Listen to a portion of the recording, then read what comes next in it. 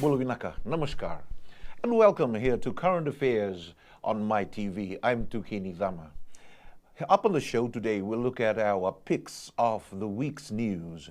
We will begin with this roundup from Fox Television as we look back on the crisis and, of course, the escalating situation between Israel and Palestine on the Gaza Strip. And on the other front, of course, with Hezbollah on the Lebanese border. And as we bring you this story of a roundup of the weekly news from Fox Television, we also say hello to our new troops who are out there in southern Lebanon. I want to say a big special hello to all of you. And we wish you well in your 1-year deployment there in southern Lebanon, the most high-risk conflict zone on the planet right now. That's at Israel, the Gaza Strip, and southern Lebanon. So good luck to you, members of the UNIFIL forces who are serving there at this point in time. Well, thanks to last week's coverage of Current Affairs, we brought you the story, the triumphant story of God's intervention when he made it possible, and thanks to the work of the two governments, the Israeli and the Fiji government, and along with all the prayers that were offered up by our contingent who went there for the Feast of the Tabernacles. And we welcome you all back home. It is a great joy and a true blessing to be able to know that prayers really do open up the heavens, as they say in the good books. Prayers open up the heavens. Well, for that window of opportunity, the Fiji Airways chartered flight that took off from Nadi, went through Hong Kong, and flew into the war zone between Gaza and Israel, was on mission and on track, and was continued on its flight path, knowing that the rockets were raining down on Israel and Gaza, and the Iron Dome was in full action at the time. And yet, at the moment of entry into Israeli airspace, something magical happened. There were no more rockets. There wasn't even any rockets that were shot from the Hamas side of the conflict. And that shows very clearly how prayers were answered. For the moment of their entry into the airspace, they're landing at Ben Gurion International Airport in Tel Aviv. Their loading of the fuel and of the Fiji contingent, those who went across for the Feast of the Tabernacles, and also the Fiji students who were there in the Israeli kibbutz, working and studying in their agricultural programs. They all managed to get on board, back onto the flight with Fiji Airways.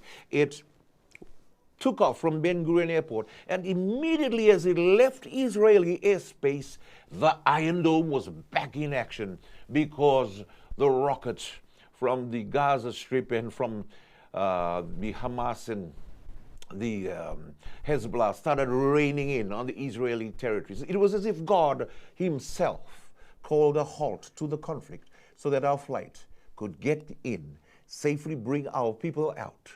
And then he opened the conflict, allowed the conflict again to continue without a single threat at all to the flight from Fiji.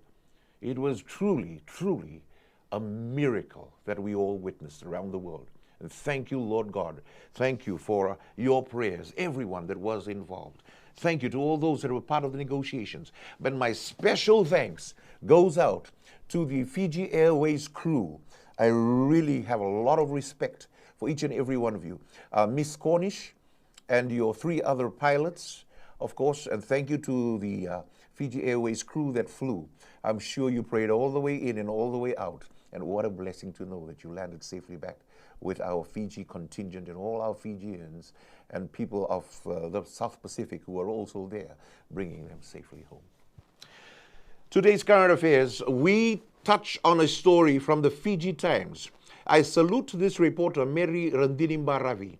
This is an online reporter of Fiji Times Online. We're going to feature her story where a company called Ramsamy eggs, very famous Ramsamy eggs, they're based out in Wainadoi, had special coverage from the Fiji Times online reporters, Mary Randini Barawi, and these inhumane actions that was exposed this week. We salute you, Mary, and this is her story.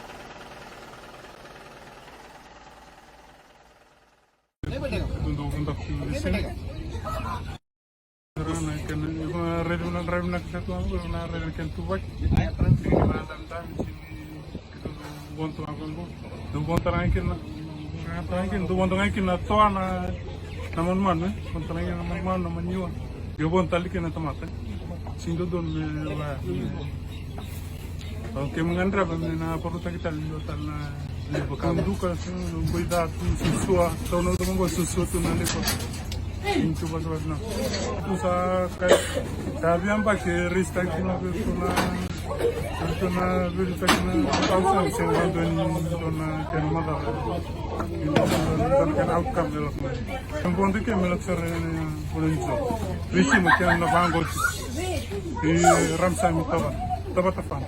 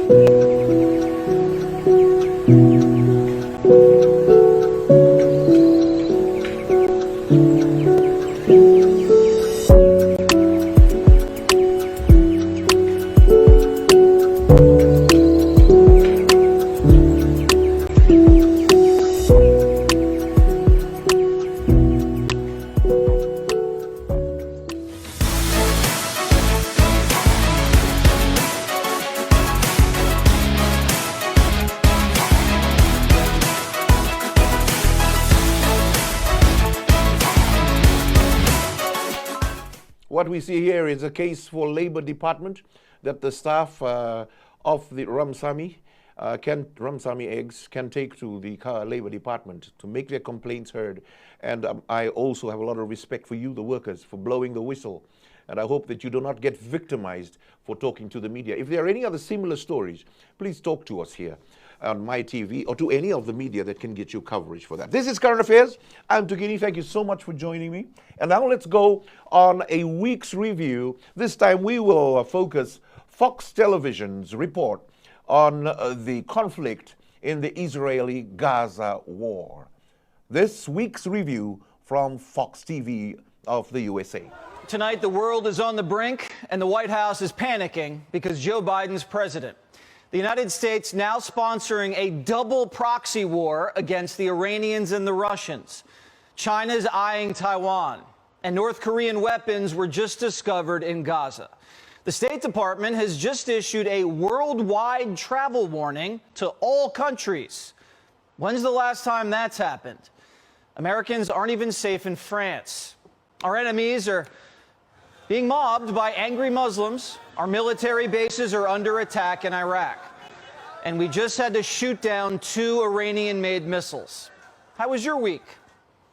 Well, this right now breaks. Putin is in China meeting with Xi, where they're coordinating Mideast policy. 2 American carrier strike groups are in the Mediterranean. And Biden just tested one of our new nuclear weapons, detonating a massive bomb in Nevada. And we keep catching Middle Easterners sneaking across the secure southern border. Axios reports top officials say this has been the, quote, heaviest, most chilling week since Biden took office. The Biden administration is, quote, rattled, according to this report. Doesn't that make you feel safe? They say this matrix of crises pose an epic concern and historic danger. Washington fears these wars can spread. But have no fear. Last night, Joe Biden announced he's a wartime president. This morning, I returned from Israel. They tell me I'm the first American president to travel there during the war. I boarded a train with blacked out windows for a 10-hour ride each way to Kyiv to stand with the people of Ukraine. I'm told I was the first American to enter a war zone not controlled by the United States military since President Lincoln. We cannot and will not let terrorists like Hamas and tyrants like Putin win. I refuse to let that happen. Biden's a proxy wartime president. Ignore the fact that his policies got us into these proxy wars. So forget Bidenomics. Biden is running as General Patton. It's an election year. War sells. The Inflation Reduction Act doesn't. Here's proof. Biden's getting slaughtered by Trump in almost every swing state. Georgia, Arizona, Wisconsin, Pennsylvania, North Carolina. Biden loses in a landslide if the election was today. So Biden's pivoting. He's running on guns and butter. Biden's asking Congress for $100 billion. But Biden says, don't worry. The taxpayers are just funding defense contractors. These proxy wars are made in America. We send Ukrainian equipment sitting in our stockpiles. And when we use the money allocated by Congress, we use it to replenish our own stores, our own stockpiles with new equipment. Equipment that defends America and is made in America. Patriot missiles for air defense batteries, made in Arizona. Artillery shells manufactured in 12 states across the country, in Pennsylvania, Ohio, Texas, and so much more. You know, just as in World War II, today patriotic American workers are building the arsenal of democracy and serving the cause of freedom. Biden's proxy wars, same thing as his jobs plan. We're building back better an arsenal of democracy. Biden loves democracy everywhere in the world except here. Here he's arresting Trump. Now, if it seems like Biden's funding all sides of these wars, it's because he is.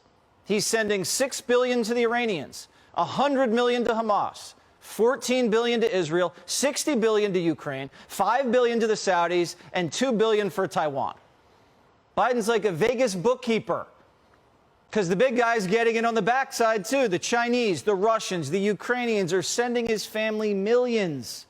And it's not like anyone's tracking the money, because the Pentagon lost $6 billion in Ukraine. And Biden's State Department is admitting, yeah, Hamas is probably going to get their hands on the aid. The people with guns inside Gaza are Hamas. And so Hamas may try to divert this assistance and keep it from getting to the civilians who it is intended for. We think that's a legitimate concern. Yeah, see, it's the thought that counts. Biden's policies got us into these proxy wars, and now he wants to run as a war hero. All of these invasions happened on his watch. That doesn't make you a war hero. It just means he can't deter anybody. The world does what it wants while Joe wags his finger and hands out weapons. Now, to be fair, I understand the argument why we have to do it, but we shouldn't be in the position where we have to do it, because the president has turned his back on the American people. Here he was last night accusing Americans of hate crimes. I know many of you in the Muslim American community, the Arab American community, the Palestinian American community, and so many others are outraged and heartened, saying to yourselves, here we go again with Islamophobia and distrust we saw after 9/11. We must, without equivocation, denounce anti-Semitism. We must also, without equivocation, denounce Islamophobia. Joe Biden spent more time last night fighting hate crime than he has in 3 years fighting real crime. Hate crimes are less than 1% of crime. And Biden spent 5 minutes in an Oval Office address castigating us over isms and phobias. But Americans are getting murdered, shot, mugged, and the man's dead silent. There's some war zones in America that Joe hasn't visited. North Philly, the south side of Chicago, the Mexican border. Mr. President, if you have some downtime in between fighting Russia and Iran, could you fight the cartels, the gangs here, maybe inflation? That'd be great.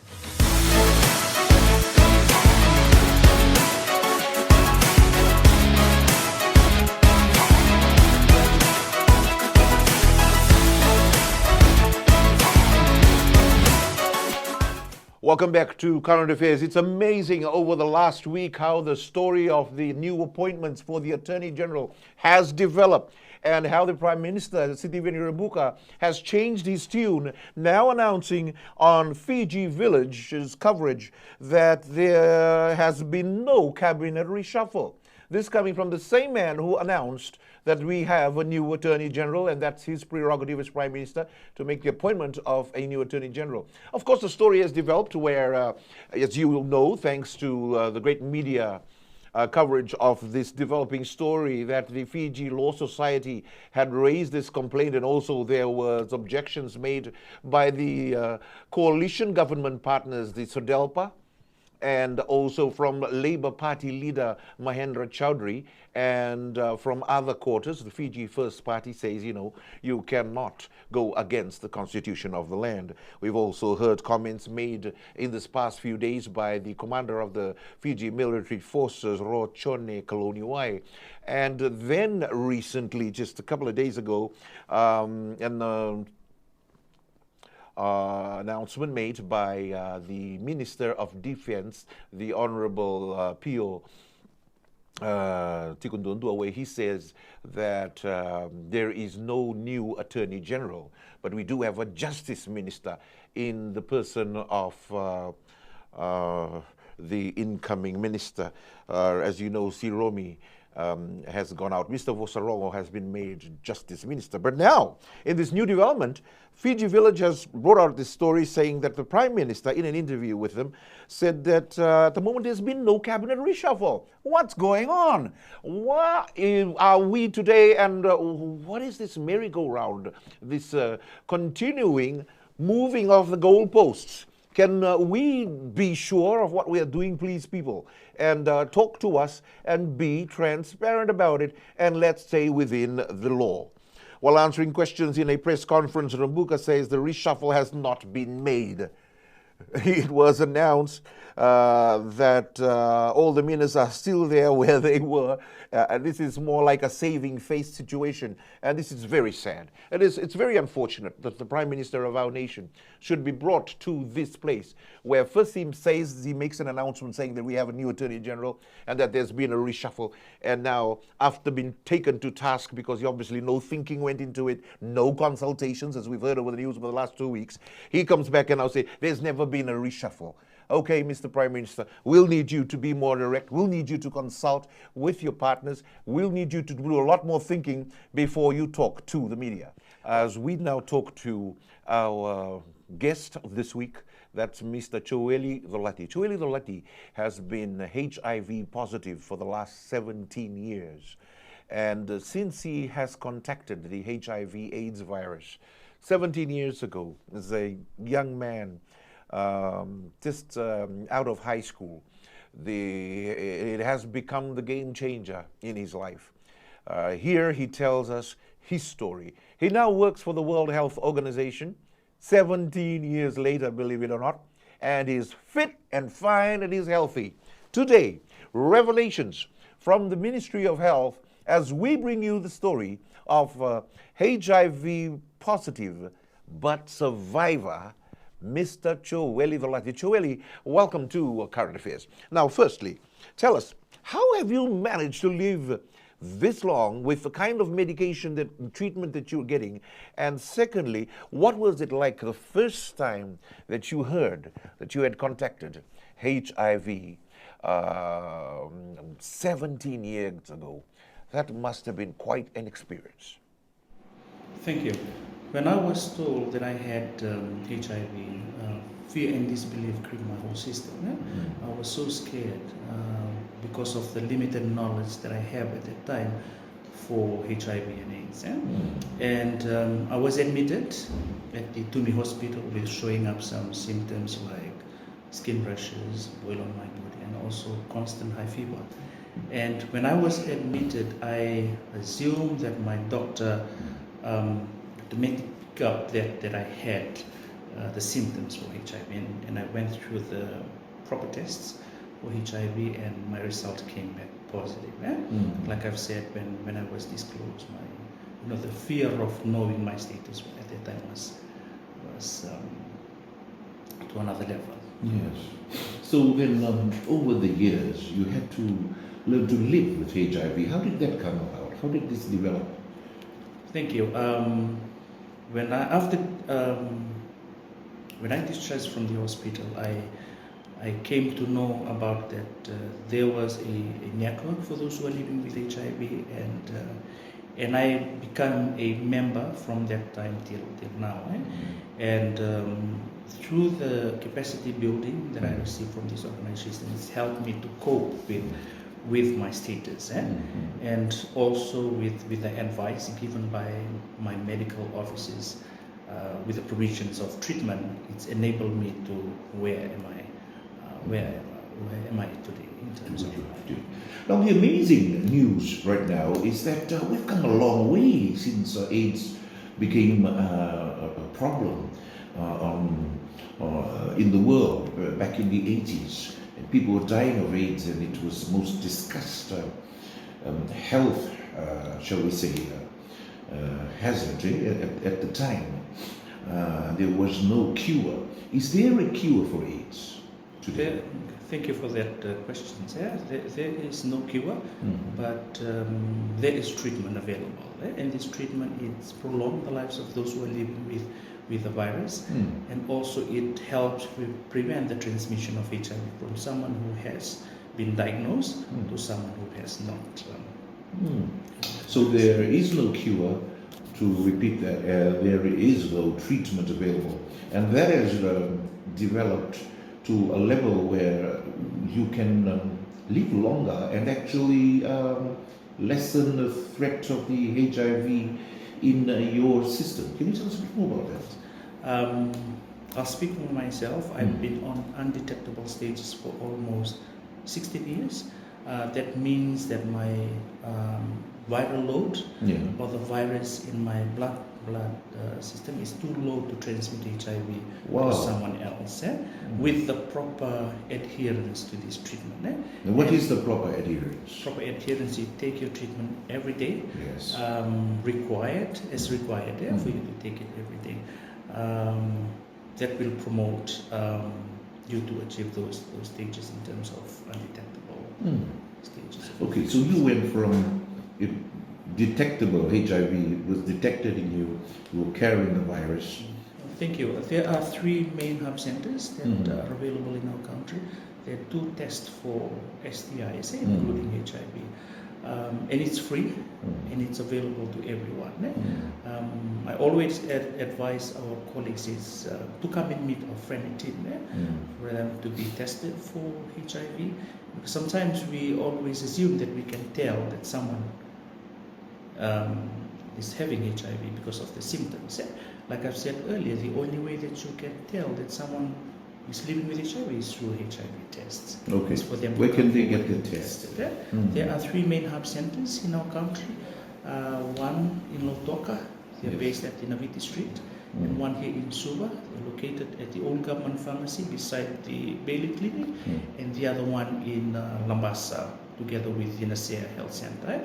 In any subdivisional hospital or divisional hospitals, they can also acquire in terms of HIV testing. They also provide free testing. Okay, excellent.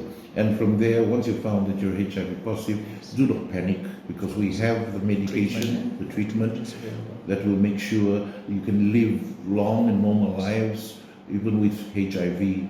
And you can even, like you, I mean, you're proof of it, that you can even get better. Although it's not going to cure you totally, but you will get better and have a normal life. So any other final words you'd like to tell our people? Maybe I'd like to encourage those who are living with HIV, who are maybe lost to follow-up, or who are not accessing the care that are provided by the Ministry of Health. I'd like to encourage you to come back and access these care services, especially in terms of your treatment. Treatment is critical or is important to reduce HIV mobility and also promote HIV prevention. Please do not be discouraged. Come forward and access those services that are available for you. And also for pregnant women, it is important to attend your antenatal clinic appointments, as this way you can get your HIV test. Yeah? The earlier you diagnose with HIV, the sooner you'll prevent HIV from transmitting to your unborn babies. Yeah? To your unborn babies. So there's also a risk for unborn babies if their mother have AIDS, or have HIV, is HIV positive. So they can be treated, and then the baby can be saved as well, baby and the mother. Right?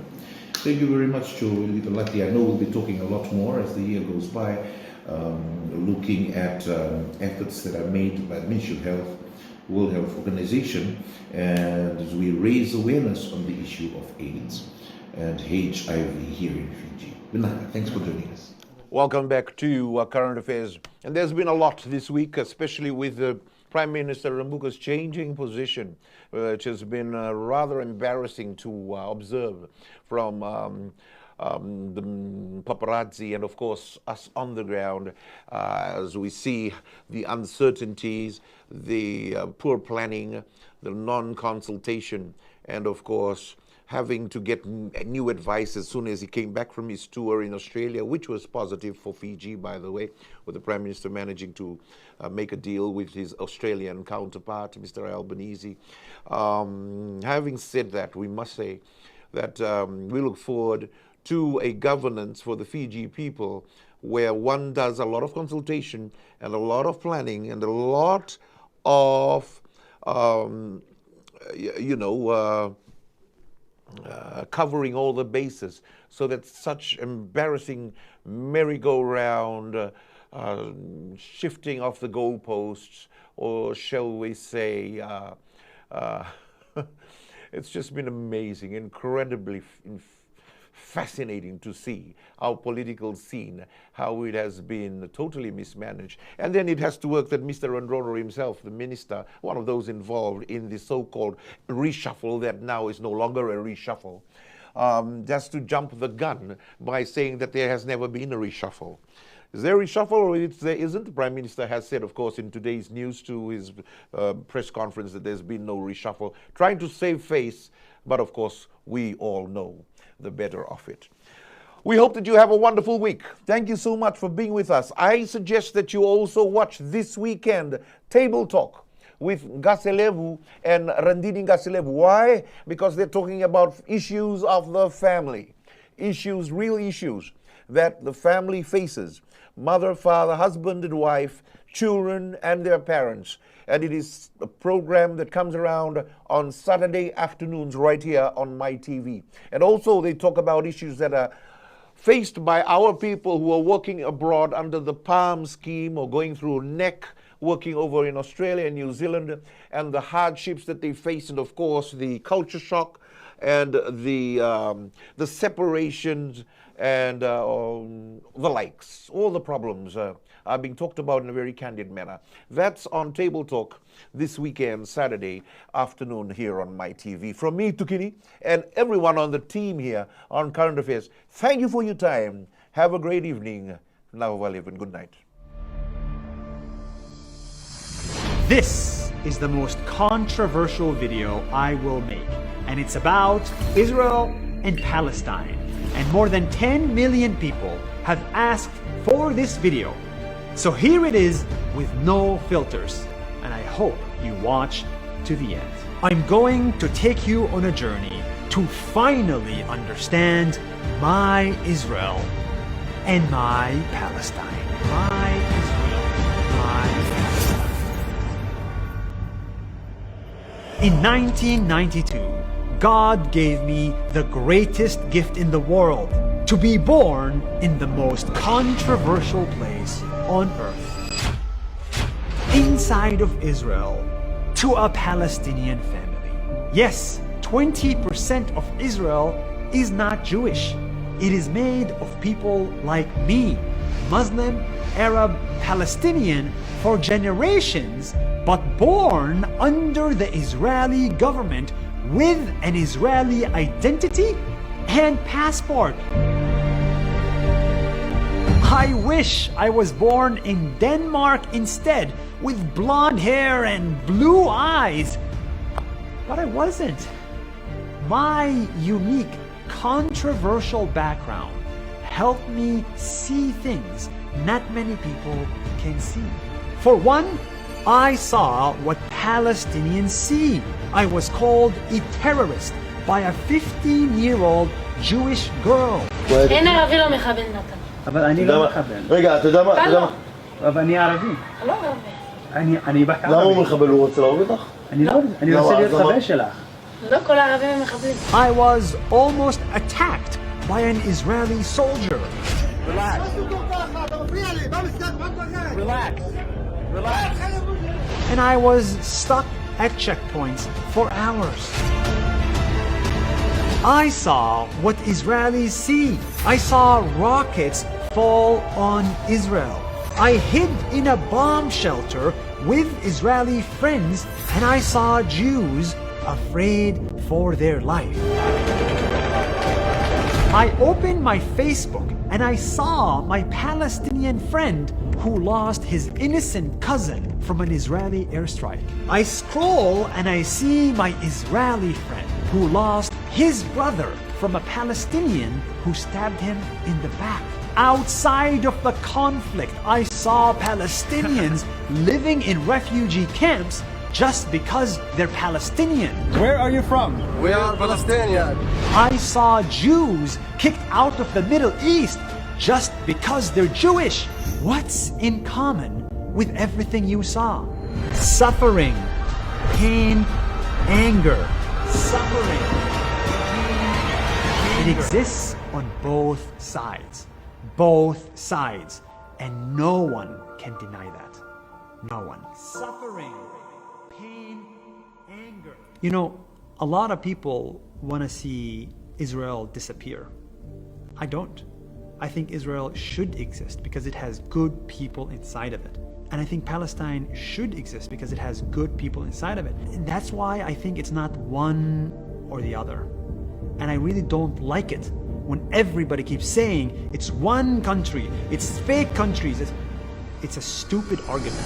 Israel and Palestine is not a game where people get to pick sides and cheer on them from a distance. For you, it's a conflict that's thousands of miles away. But for me, it's life and death. If Israel doesn't exist, that means the death of my family. If Palestine doesn't exist, that means the death of my people. That's why we need two independent countries for two people living side by side in peace with no one dying, not from an airstrike or a knife attack. It's my job and yours to push for a solution that stops the suffering. It's been going for 74 years non-stop. My solution is simple. Bring people together, not apart. This is why we make these videos. This is why we support the many Israelis who want peace and the Palestinians who need peace. We hired 6 Palestinians in my company, and we hired 3 Israelis too. We invested in real estate in Palestine, and we invested in tech companies in Israel too. This video is not about me. This is not about Israel or Palestine. This is about every conflict in the world. The extremists on both sides will force you to join them and be them. But you are not them. You are not an extremist who wants to keep the suffering alive. You and I just want a solution. So instead of siding with the extremists, get out of your village and befriend an enemy. You will see what I saw for 30 years. You will see that they want the same things you do. You want a home, you want a job, you want a family. But above all, you just want to live.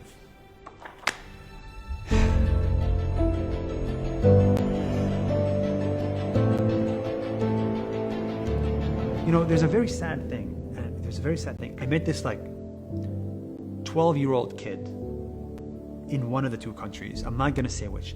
And he told me, I love your videos because I also want peace. And immediately, the people around him said, no, you can't say that. We want justice for ourselves, and we want to defeat the enemy. 1 year later, the kid was saying, I want to defeat the enemy. And that was the saddest thing I saw in my life.